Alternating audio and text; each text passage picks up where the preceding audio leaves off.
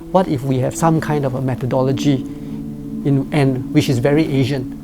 Our principles or our values are very different from our Dogma 95.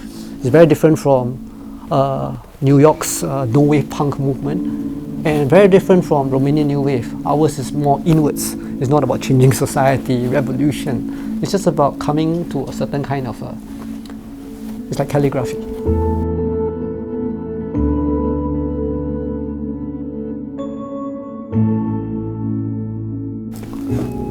Hello. Okay. Hi. Okay. Hey everyone, thank you so much, Tzang, for having me here today to do the Q&A. I'm excited to ask Tzang a couple of questions, but also it's for you guys to ask him questions over the next 20 minutes before we watch the films. I'm excited to watch the films after you spoke about them. I want to see them now. So for the next 20 minutes, we'll have a chat with Tzang to find out more about Zen-MInd Filmmaking. And maybe I'll start off first with one question, and then I can bounce off to you guys, and you guys can ask questions as well.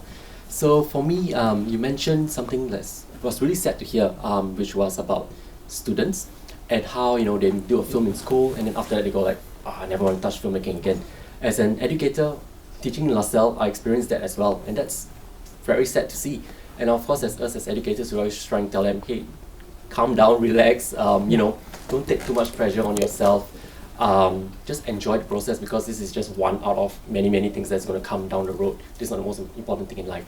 So with that, it got me thinking about Zen-MInd Filmmaking. Do you feel, as educator, this is something that can be introduced to young students? Is it something suitable for them? Or is it something more for someone who's a bit older, who has gone through some experiences and go like, okay, I can reflect on them and then maybe take this on? And if you do feel it's suitable for young filmmakers, how would you introduce this to them? Ken, wonderful. Thanks for this question. In my long, extensive discussions with my advisor, Dr. Chow here, he also questioned what are the pedagogical implications, right? How do we bring this to schools, and can we bring this to schools? You have to address this. And I say that, wow, there is a reason why when you ask me if you want to bring your students in for today's session, I go like, I do not know, because I'm going to talk about how filmmaking can reach a point of jadedness. And I do not know whether that's the right kind of mindset to talk to filmmakers about, student filmmakers about, where they're still starry-eyed and all that. But at the same time, I also see the value of how, using this, filmmaking can be a very basic practice, where it's not about group work. Shafiq was hesitant about making a next film because he made one film with a group of friends, Angel in fact, all right? And he didn't know how to do something better, and he didn't want to work with a crew, and he just wants to do something personal himself. But filmmaking doesn't allow personal, and now this thing allows. It becomes a practice. If you go in it from a perspective of an art, just like a calligraphy, just like a painting, I can see how it can instill some kind of not collaborative learning aspect of education or filmmaking, but some self-reflective kind of a filmmaking, and that leads to a more mindful embracement of film. But I do not see it as a replacement of what we are teaching in the schools. Just like how when the Zen school of thought entered China, traditional Mahayana Buddhism wasn't replaced. There was Mahayana school and there was a Zen school, and they exist at the same time, parallel. No, doesn't need to replace or eliminate or destroy the other. Yeah. Thanks for sharing, Zen. Yeah, I do agree it could be something interesting for students to know about, maybe explore and know that, hey, there is this alternate way of filmmaking to look at. Yes. Perhaps we'll bounce to the audience. Do you have any questions for Tzang that you would like to ask? While you think about your question, I'll ask another question to Tzang. So you were showing on screen just now, which got me really interested. There was this little chart, and you were plotting things in negative and positive values, something like that. And you were trying to see how someone who approached this filmmaking, whether there was still a beginning, middle, end to the thought process. Is this still something natural that still comes out? Can you share more about that? I'm just going to find out more about how did you do that? Right. Because as I mentioned, right, I didn't want this to be an excuse for where the abstract, as a teacher who teach art, and I see a lot of value in the abstract. I do not want the abstract to be an excuse for I'll do anything and just call it art. As a teacher, you don't want that. And I do not want this because it diminishes abstract art that has something to say. I want students to respect and see the value of all these things. So I wanted the film to be, so how do I define it so that it doesn't become random? I define that it must have wholeness. It must be whole on its own. It must not need a description. It must not need excerpt. It's not footage for something else later. So this is how I try to respect filmmaking. Yeah. Interesting. And just to follow up on that, you mentioned 4 hours filming, 4 hours edit, right? So just curious, I'm curious to find out, maybe you guys are curious to find out as well. So at the 4 mark, does like a alarm clock go off and go like, export, that's it, what happens? Right. For Darshan, for the very first cycle, I remembered borrowing Tingsha bells from Amanda. So I had this bell that rings 1 time every hour. And then I realized that I was so busy observing him that I forgot, next hour I forgot to ring the bell. And then I decided to do without it in the second and third one. But I just keep a time check. And I just tell the filmmaker, 2nd hour, 3rd hour. And you can see a different kind of mindset. Usually the 1st hour, they're all very relaxed. 2nd hour, a little bit more kanchong. The 3rd hour, a little bit. Then I realized it's like life. Right? In the first 10 years of her life, carefree. 20 years old, you need to prove yourself. 30 years old, yeah. And then, there's a cycle of life embedded inside the timeline, especially when you know that this film will end in 4 hours. It also takes away the complacency. It also makes you more present in a way. Yeah. How about the editing part of it? Is it the same? I gave them a 4-hour thing, but I wasn't next to them because they might be editing at home. Just edit yourself.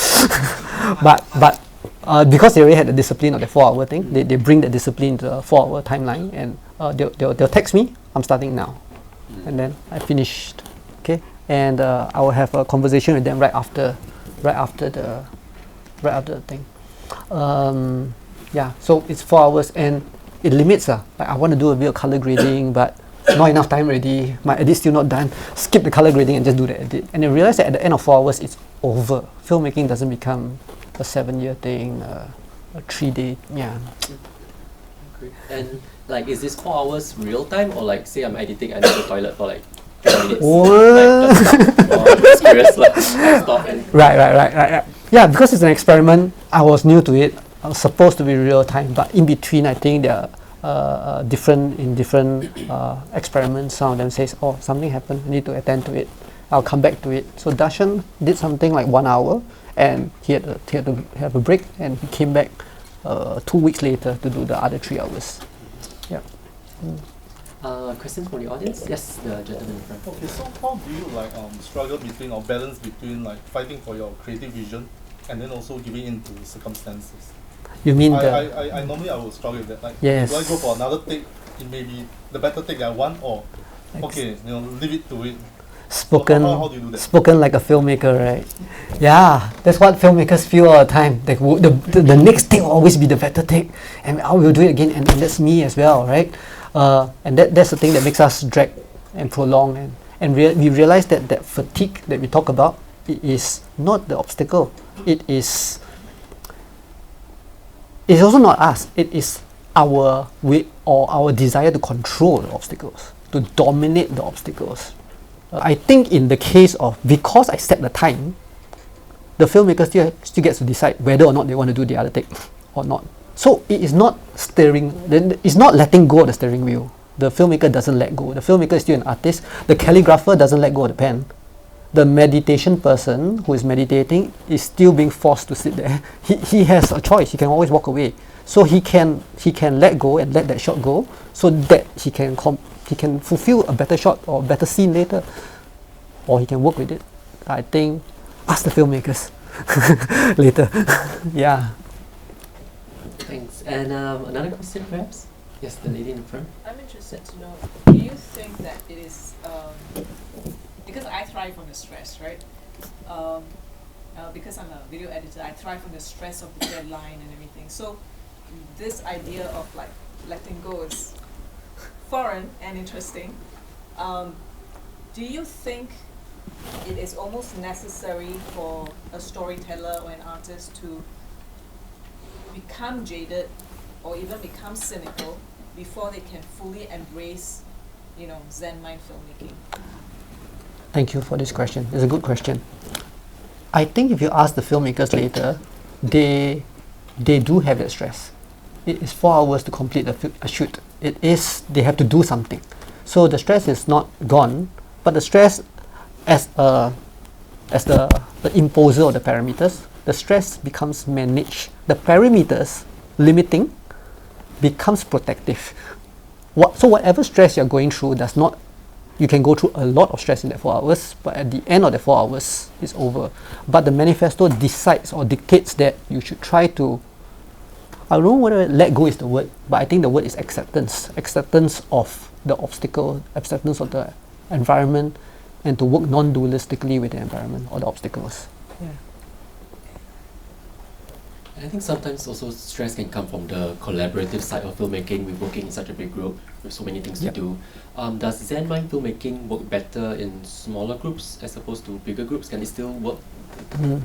At least as a method, we did say that it is meant to work with what you have.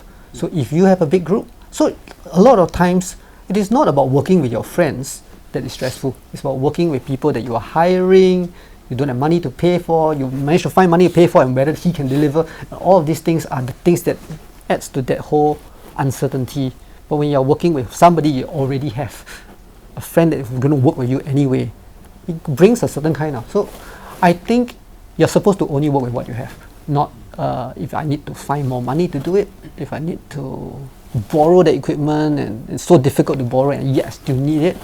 That is where you're not supposed to be too attached to it. Another question from the audience? Yes. So you mentioned it was like a non-filmmaker. So did you need like more time to like give pointers on the process of filmmaking? And as a method, is this meant for filmmaking students, or is it going to be something for everyone at some point? I think it's anybody who is willing to take on the experiment. It helps that Matthias himself is very enthused. He is a lover of cinema for a long time, and we talk a lot about films, and he wants to do something. But in order to do it formally as a proper filmmaker, it's too intimidating. But it's an experiment, just trying. It's Zhang's project. But when he starts doing it, it's his already. You could totally see that all the 3 filmmakers are not doing it for the purpose of Zen-MInd Filmmaking. They're doing it for themselves. The Zen is really only the tool. Same thing with the whole idea of a Zen parable about the finger pointing to the moon. The text, the philosophy is only a tool to reach something else, moon, or ideas that abstract. Yeah. So I think the filmmaker herself must have that want to create something, and the Zen becomes a protective parameter in which something can be done and released.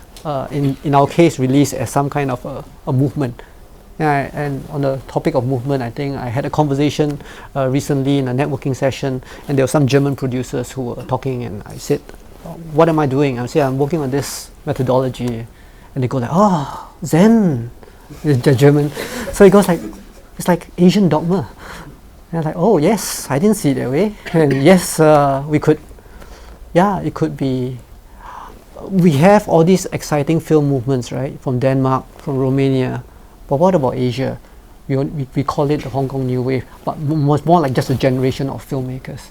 What if we have some kind of a methodology and which is very Asian? Our principles or our values are very different from our Dogma 95. It's very different from New York's No Wave punk movement, and very different from Romanian New Wave. Ours is more inwards. It's not about changing society, revolution. It's just about coming to a certain kind of it's like calligraphy. Yeah, Tai Chi, Kung Fu. You mentioned Dogma 95. I remember being a student and being in such awe of Dogma 95 and watching it and going like, wow, you're seeing an approach where they're just using what they have on set and kind of putting the technical side of filmmaking aside and just concentrating on story and character and borrowing some Zen philosophies into the process. And I remember, growing up not say growing up, when I was a student, I was watching your films, Wicked Tale, and going like, wow, this guy's amazing. He's just doing one of very few filmmakers in Singapore who was doing what he wanted to do. Very different from everyone else by far. So I was really in awe of that. I was like, wow, this is awesome. And of course, going on to Fairyville and more of the other films as well. And how did you go from, which is the same, but how do you go from rebel filmmaker, and then as you went along the process, taking on Zen-MInd Filmmaking, what was this journey like? How do you think it slowly led down here? Wow. It's a question about identity, right? Yes. I think, thank you for the question. For a long time, I have this thing called rebel filmmaking, and it's this ethos that I carried with me. And I always also talk about how to make a film, you need to be passionate, you need to sacrifice, you need to bleed, you need to put everything out there. But at the same time, I also, in a self-critical way, realized that there is something unsustainable about sacrifice. You pulls it out. I still believe it a lot. Deep inside, I still believe that a filmmaker needs to do everything out there. But I'm thinking from a point of view as a teacher. I cannot expect all my students to just burn out like me and to be highly irresponsible. Let's empty my bank accounts. Let's destroy my life, because art is so important. So I considered if there is a middle approach, a middle way, how we can, in Chinese there's this term called 中庸之道, which is the middle path, right? Not too extreme, not too. And can I do it yet be uncompromising? I still like the uncompromising part of filmmaking, but the compromise is always there. Even as an independent filmmaker, I'm so dependent and I'm all compromising, even though I say I don't compromise. So, but compromise to what? At least only to conditions that you allow to compromise with. So you are still an artist. So the transition was maybe. Was my dad, I think, maybe. It was him as a concerned father. Why are you doing this? Why are you so into this film thing? You need to do more than just film, So, and my dad being a very Chinese Zen person, thought maybe there are certain aspects of his philosophy that I could bring in. In his words, right, when he heard that I was doing Zen, he was saying, in Chinese it is 难的东西用最简单的方法去做，简单的东西用心去做。So let me translate. It is to do the difficult things, do it simply. To do the simple things, do it meaningfully. So I thought, these are his words. It's not from any Zen text, but it has some kind of it was his interpretation of what Chan is about. And I thought I could bring in something there, and for my masters, I says, let's be critical with myself. Let's put myself out there, interrogate myself, and then after interrogating myself, I interrogated Zen, and interrogated filmmaking, so that I do not allow. And that part of the reasons why I want to have this session as well. I invited filmmakers, I invited meditation practitioners, I invited artists, so to be interrogated. I intentionally want to be interrogated. Call me out if any part of it is bullshit. Yeah. Thanks, Zach. Thank you. We have time for one more question from your audience members. Okay, two questions. Maybe the lady at the back first.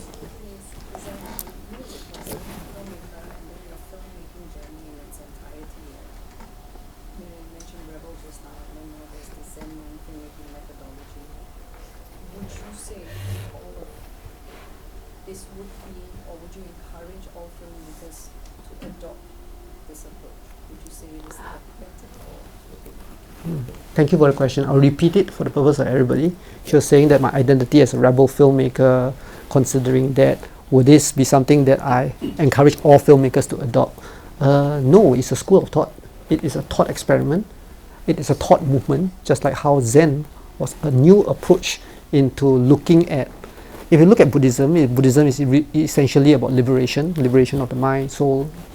So liberation, being away from attachments, non-clinging, to be liberated from all of human attachments. But Zen has this thing about there is no other. So back to rebel filmmaking, the identity, the ego, of the rebel filmmaker, now the person behind the founding of Zen-MInd Filmmaking, there is no difference. In a way, punk rock, which is something that I hold on to a lot, is also about the whole minimal, it's also about the essence, about the message and the expression of it, and how it can be ugly, how it can be brash and raw. Something I embraced for a long time. But punk has this thing about I'm out to prove something. I'm out to say you to the world, right? Zen is like, hey, so it's the same thing, but now without the FU. Like, or maybe the FU is all part of it. It's all it.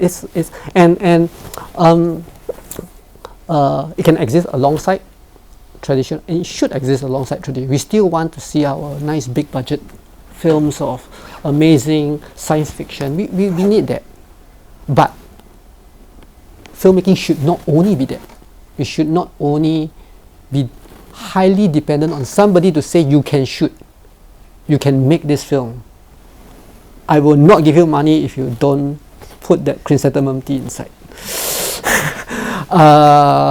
And therefore, you will argue a producer, but I don't want. You have to. You're not getting paid. All these arguments are out of the question. You're not talking about them anymore, and you're just making your film. Even independent filmmaking is painful. So this is more micro than that. Bring it down to its essence, like a ink, brush, paper kind of essence. Yeah. And the last question from the gentleman in front. My question is that I see Zen as a kind of practice, right? It's a daily practice where there's quite a lot of repetition involved. But I'm surprised to see that the methodology they came up with is kind of like one-off. 4 hours shoot, 4 hour edit, and that's it. I was thinking maybe there could be another methodology where it's repeated every day. It becomes part of your life. So it's almost like a daily practice. Yeah. Wow. Right. Like your painting, right? You get one painting a day. Yeah. I know what you mean. I think Josh understands this whole idea of there is this Zen parable called before enlightenment, fetch water, carry wood. After enlightenment, fetch water, carry wood. There is no difference between before and after, and the whole practice. And yes, this is a big part of the practice of Zen practice, but not embodied into the understanding of Zen. In my case, it would be the closer to the. There is aspects of the whole Zazen thing, the whole just sitting.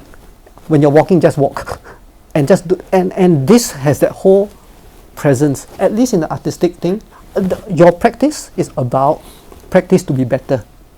Doing something repeatedly, a practice to be better. The same thing as carrying wood, fetching water, doing kung fu, archery, doing something repeatedly, so that you become one with the thing. Filmmaker there's too many things to do. You cannot repeat something repeatedly. Turn on the camera, turn off. Mindful, switch on, switch off, switch on, switch off. Cannot. You have to complete the whole film. So in order to do that, I say it's the plunge in. It's the plunge in and get everything completed. But the parameters, yeah. So and in a very different way, they are present. Different from the whole quiet mindfulness thing. In a very different way, they are present and they are in a relationship with the making of the film. The act of doing becomes filmmaking, not something that's suspended always for future outcome. And the future is 4 hours later. It's not 7 years later, 3 years later. And it's a painful thing. I work with different filmmakers and some of their films are not, when it's not completed, that whole uncomfortable uncertainty that you carry with you every night when the film is still not completed, and people ask you. Sometimes it's only just 3 weeks, but people will still ask you on the 4th day. Done already? Not done yet. And yeah, and I think the other filmmakers here may relate. You may not admit it, but you relate. Yeah. Thank you for these questions. Perhaps to cap off today's first half of the session, maybe you can share with us what we can expect next in your exploration of Zen-Mind filmmaking. More films or? Wow. Yeah. I think in the first cycle, I wanted to see if it can be done. Can you make films with the Zen-Mind? Second cycle, I wanted to see what kind of films can come up. Must it always be meditative? Must it always be what Darshan did? Can it be of different genres? And we'll see the different genres later. Third cycle, I had many thoughts. If Zen-MInd Filmmaking can be a mindfulness practice, if it can be therapy, right? Looking inspired by Shafiq's work, right? How the film seems to be something for him, not for an audience, but at the same time, an audience can still watch it. Another question that I wanted to ask, if Zen-MInd can be collaborative, it was something that you mentioned just now.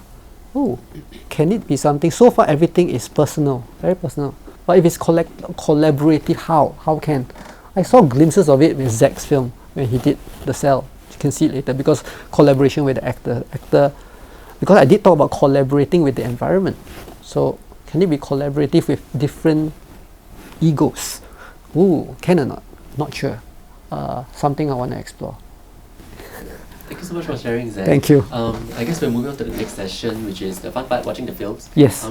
First or watching. Yeah, I think, would you all like a toilet break? 3-5 minute toilet break, or grab a sandwich outside, and then after that we screen the films. Okay, just 5 minute toilet break. Thank you.